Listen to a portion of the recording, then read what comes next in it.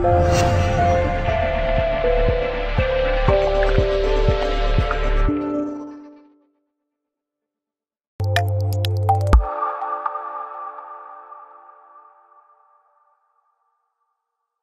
Jim, was that an afternoon of frustration for you today, do you think? You know, that's not saying that we deserved to win the game or anything. It was just disappointed with. I came in at half time, even though we were leading. I was disappointed we didn't use the conditions and the winds and take the chances that we created and give ourselves a little bit of breathing space to come out second half and consolidate the win. So yeah, I was a little bit disappointed and a lot of thinking to do on the way back because there's some bits from training that are not sticking.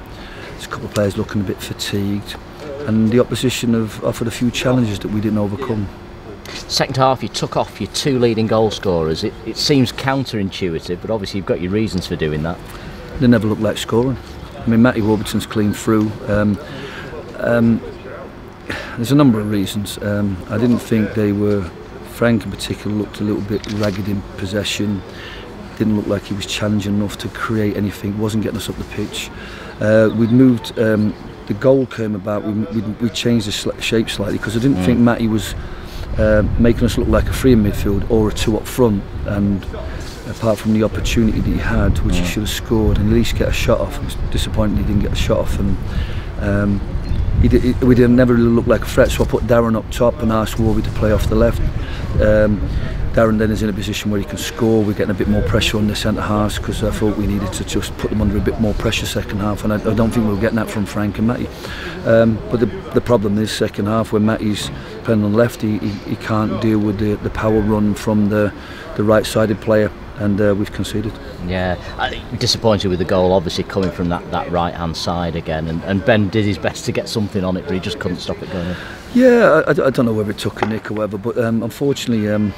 You know, we've talked about this as a team. We had a massive problem last year in terms of conceding goals down the left, our left. We conceded 2 down that side against Harrogate last week, and I think that if the left-sided attacker is not really contributing attacking-wise and he's not contributing defensive, then we're going to have to ask ourselves whether we should change the shape. Sam Walker was immense in protecting that side, but there was gaps and holes down that side, especially if you play somebody whose instinct is front foot rather than back foot when we lose possession. Having said all of that, Jim, it's been a magnificent run, hasn't it? 10 games, 10 wins before today. It had to end somewhere. It's just disappointing, and I guess the pitch and the conditions certainly didn't help today. I know you're not looking for excuses, but they haven't helped. No, I only look at ourselves. I mean, the pitches may deteriorate. There's going to be wet. You know, there was always a threat of the wind today.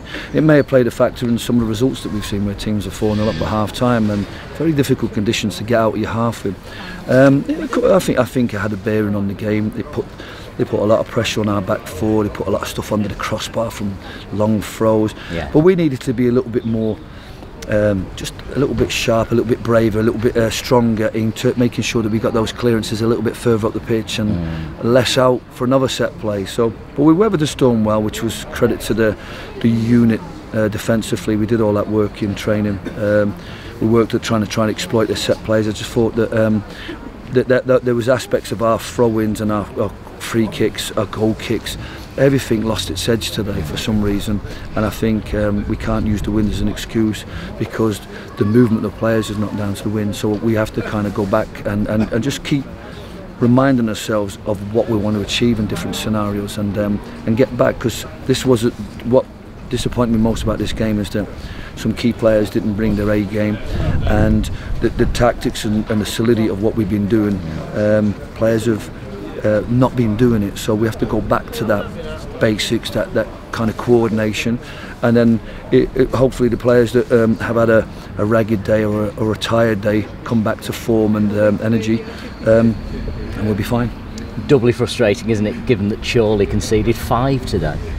Well, I think it's a strange one at Southport, but you know, I looked at the fixtures and I thought, well, Southport, Chorley, Southport, Brackley on Tuesday night.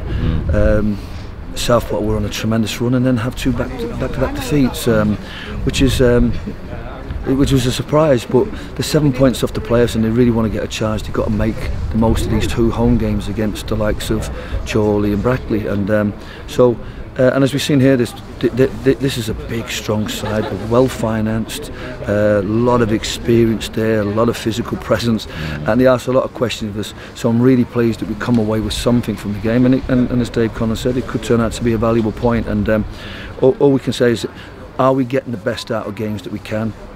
Perhaps we could have scored in the first half, one-on-one. We worked a routine and got a goal. If it's offside, it's offside. But I thought second half they put us under a lot of pressure. So on the balance of it, I'm pleased we've come away with something. And forget about the winning run. What we want is an unbeaten run, and it's all about the league table. If our point and other teams around us don't play or don't win, then we're always going to be improving. But it's starting to hot up the race now. You're pleased to get back to Edgley Park now. You've got a succession of home games where, of course, it's 6 played, 6-1. Yeah. The last 4 games away from home has been tough on the lads, and then we've got another away game on Wednesday. They deem it a first team fixture, but we have to play on a Wednesday. Tough game on Saturday. This is Runcorn in the Senior Cup. Runcorn Town in the Senior Cup. The Cheshire FA deem it a first team fixture, so the development players that we have on loan, we can't play them in this game because it's a first team fixture, rather than what the Premier League boys are able to do is that they're under 23 league, as seen as the development league. Maybe they'll change the rules on that one, but we've got a lot of players who need a game on Wednesday.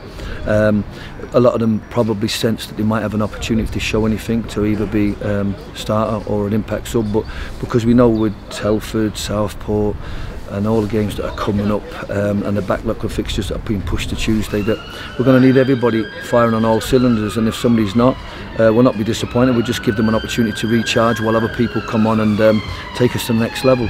So big week, big couple of weeks ahead, big month ahead, and like I said, we might look back at this as being a good point and a tough place to come. The pressure we took under the second half against the wind, to come away with something is good.